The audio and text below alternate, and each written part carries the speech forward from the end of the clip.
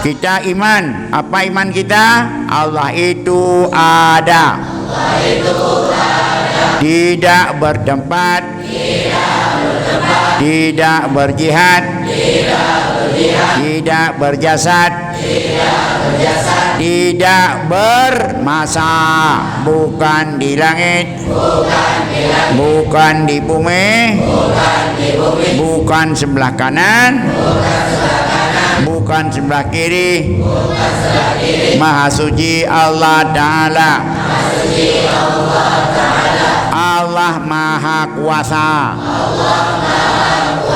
Allah berkehendak sesuatu. Cuma Allah Maha mengetahui perbuatan kita apa saja di dunia ini. Semuanya Allah tahu. Allah tahu kita sedang belajar. Hah? Hah? Allah tahu omongan kita. Allah tahu apa dalam hati kita. Tahu, semua tahu. Allah Ta'ala tahu semua. Ilmu Allah kan terikat dengan yang maujud. Semua yang ada, baik maujud hadis maujud qadim, segala yang ada. Sidom hitam tengah malam, yubate raya, Tuhan tahu semuanya. Allah nak tepu sidom hitam tengah malam yubate raya di buyur rumah di jak terau. Nak tepu Allah. Lah mati nak tepu ah. Yang lah mati kita yang mukuruk parik tepu. Ha? Tahu? Lah mati kita yang apa buat nang tepu ah. Tepu ah. Lah mati dia kita kalah le punya kolaman tepu ah. Ha? Tahu?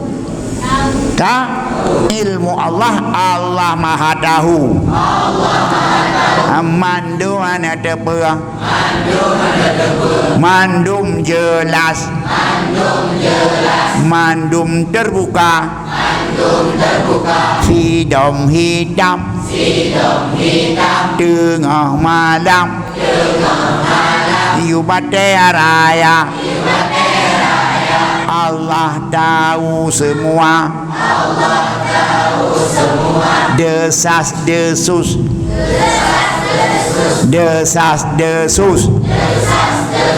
dalam hati, dalam pikiran, mandum gedang, Mbak Allah Ta'ala.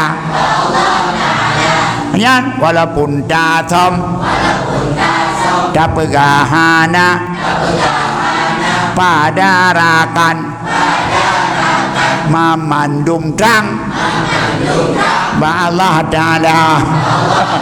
Apa itu? Hanai lu Allah Ta'ala duduk kelas. Allah Ta'ala Maha melihat apa yang maujud, apa yang ada. Dengan kalan Allah Ta'ala, dengan bukan kalan, dengan dengan basar, dengan bukan kalan, bukan dengan mata. Allah Ta'ala dengan apaan kalan? Dengan sifat basarnya.